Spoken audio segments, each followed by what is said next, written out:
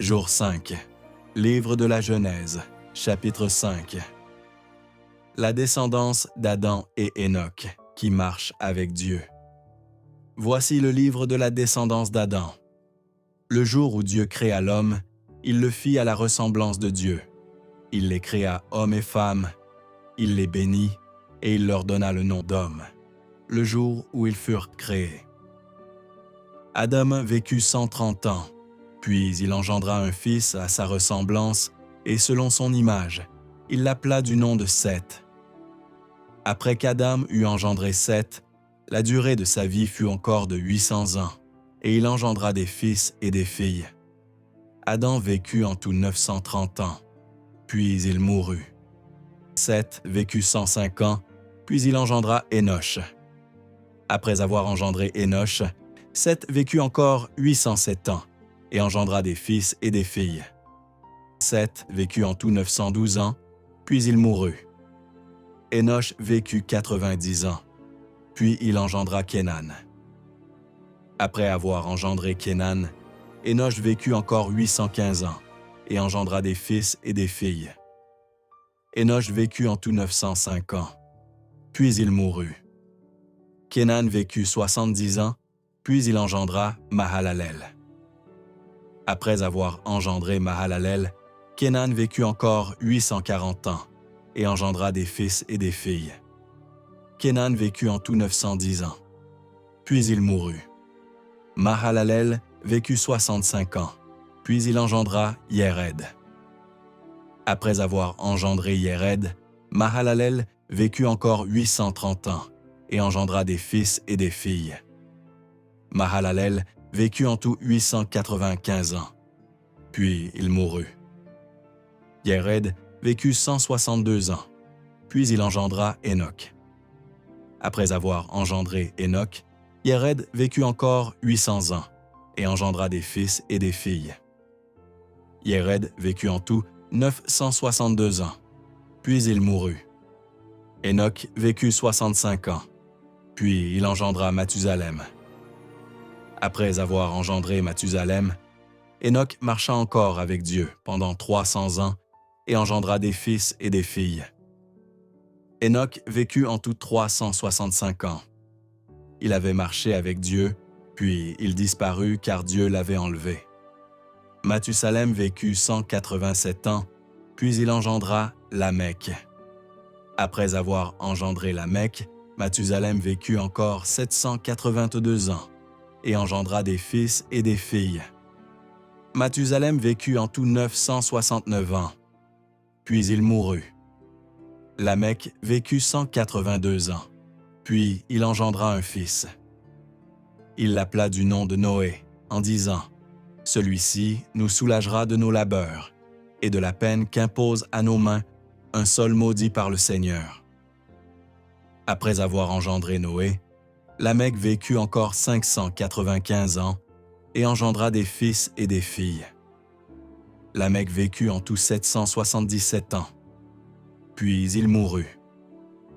Noé était âgé de 500 ans quand il engendra Sem, Cham et Japheth. Fin du chapitre. Première partie. Résumé du chapitre. Le chapitre 5 du livre de la Genèse présente la généalogie qui relie Adam à Noé. À première vue, ce texte peut sembler être une simple liste de noms et d'âges.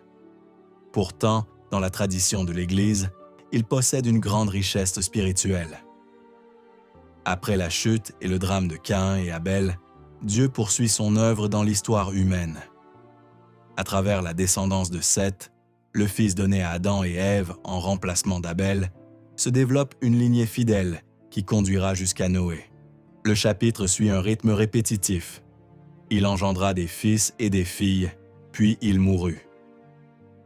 Cette répétition met en évidence une réalité nouvelle apparue après le péché originel, la mort. Cependant, au milieu de cette litanie de mort, apparaît une figure extraordinaire, Enoch. Contrairement aux autres patriarches, il n'est pas dit de lui qu'il mourut. L'Écriture affirme « Enoch marcha avec Dieu, puis il disparut, car Dieu l'avait pris. dans le livre de la Genèse, chapitre 5, verset 24. Cette exception constitue un puissant signe d'espérance au milieu d'un monde marqué par la mort. Le chapitre s'achève avec la naissance de Noé, dont le nom évoque déjà la consolation et le repos que Dieu accordera à l'humanité. Deuxième partie. Enseignement doctrinal catholique. Ce chapitre enseigne plusieurs vérités importantes.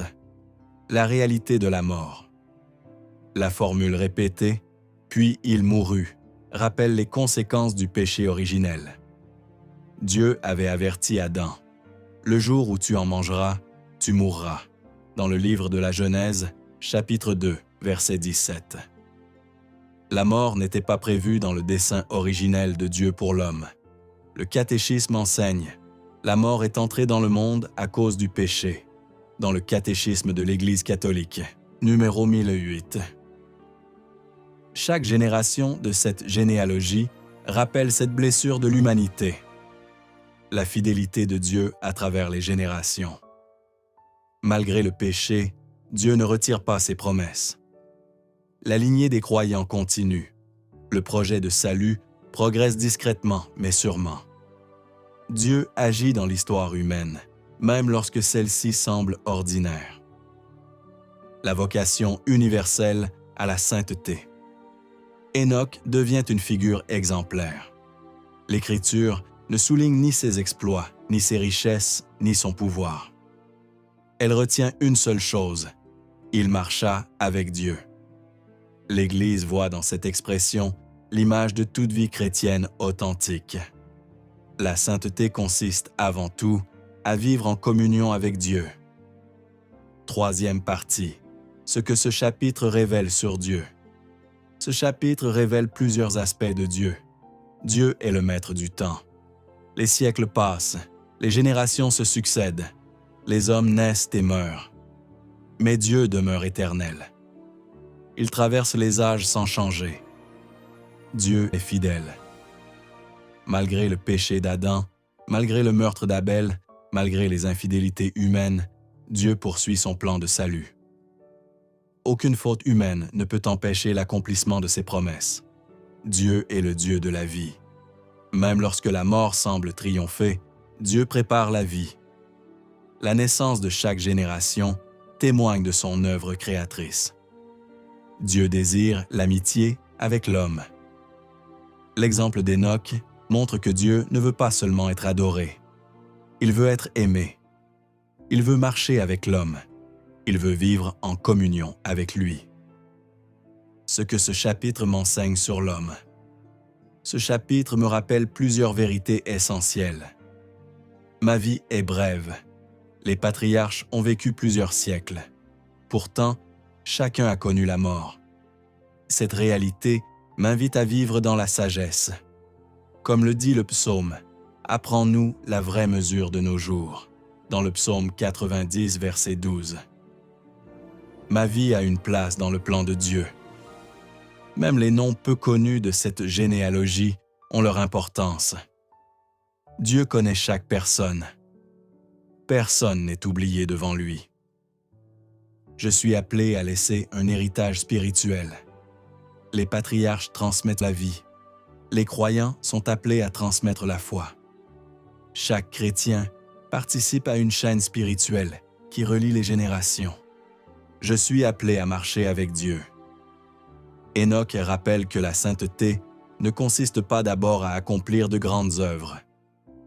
Elle consiste à vivre chaque jour en présence de Dieu. Cinquième partie. Ce que ce chapitre annonce de Jésus-Christ. Toute cette généalogie prépare la venue du Messie. Depuis Adam jusqu'à Noé, depuis Noé jusqu'à Abraham, depuis Abraham jusqu'à David, depuis David jusqu'à Jésus. Dieu conduit l'histoire vers le Christ. Enoch annonce la victoire sur la mort. La disparition mystérieuse d'Enoch préfigure la victoire définitive du Christ sur la mort. Là où tous meurent, Dieu manifeste déjà qu'il prépare une destinée plus grande. Jésus est l'accomplissement de toutes les générations. Les généalogies de la Genèse trouvent leur aboutissement dans la généalogie de Jésus rapporté par l'Évangile selon saint Matthieu. Le Christ est le centre de toute l'histoire humaine. 6e partie. Point de louange au Père. Dieu le Père, tu es l'Éternel, qui demeure d'âge en âge. Tu conduis les générations selon ton plan de sagesse, et tu restes fidèle à tes promesses. Tu es le Dieu de la vie et le Père de tous les croyants. Je te loue et je t'adore. 7e partie. Point de louange à Jésus. Jésus, tu es le Fils éternel, attendu par toutes les générations. Tu es le nouvel Adam qui vient vaincre le péché et la mort. Tu es le centre de l'histoire et l'accomplissement de toutes les promesses divines. Je te loue et je t'adore. 8e partie. Point de louange au Saint-Esprit. Esprit Saint, tu es le souffle de vie qui anime le peuple de Dieu à travers les siècles. Tu as conduit les justes avant la venue du Christ et tu continues à sanctifier ton Église. Je te loue et je t'adore. 9e partie. Versets incontournables à mémoriser. Livre de la Genèse, chapitre 5, verset 24. Enoch marcha avec Dieu, puis il disparut, car Dieu l'avait pris. Pourquoi mémoriser ce verset? Parce qu'il résume toute vocation chrétienne. Le but ultime de la vie n'est pas le succès, la richesse ou la gloire. Le but est de marcher avec Dieu. 10e partie. Promesse biblique à proclamer. Livre de la Genèse, chapitre 5, verset 24. Cette parole nous rappelle que l'amitié avec Dieu est plus forte que la mort. Elle annonce déjà la vie éternelle. Prière de proclamation. Seigneur, je crois que tu m'appelles à vivre avec toi dès maintenant et pour l'éternité. Garde-moi dans ton amour et conduis-moi sur le chemin de la sainteté. 11e partie. Prière inspirée du chapitre. Père très saint, je te remercie pour le don de la vie et pour tous ceux qui m'ont transmis la foi.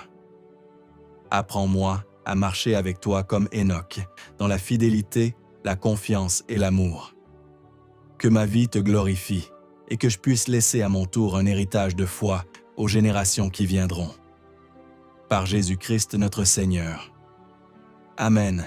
12e partie. Comment utiliser ce chapitre dans ma prière et mon intercession?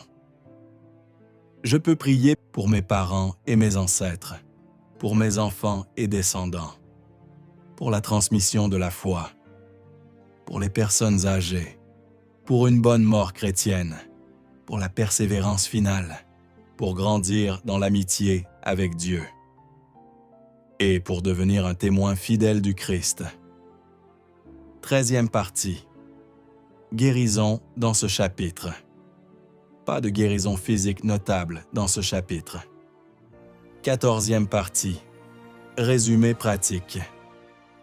Ce que je crois, Dieu est le Seigneur de l'histoire. La mort est entrée dans le monde à cause du péché. Dieu demeure fidèle à travers les générations. La vie éternelle est promise aux amis de Dieu.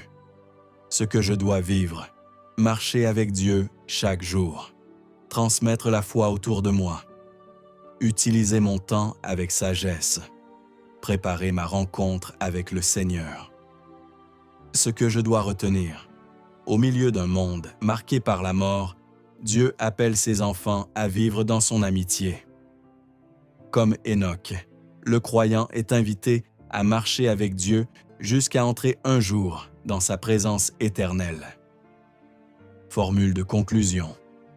Seigneur, donne-moi la grâce de marcher avec toi chaque jour de ma vie et de demeurer fidèle jusqu'au terme de ma course.